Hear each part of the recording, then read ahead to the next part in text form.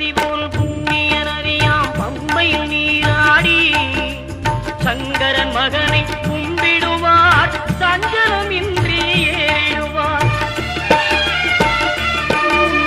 நீலிமலை ஏற்றம் சிவபாலனும் ஏற்றிடுவார். காலமெல்லாம் நமக்கே அருள்காவலராயிருப்பார். தேகபலம் தா பாதபலம் தா தேகபலம் தா பாதபலம் தா தேகபலம் தா என்றால் அவரும் தேகத்தை தந்திடுவார்.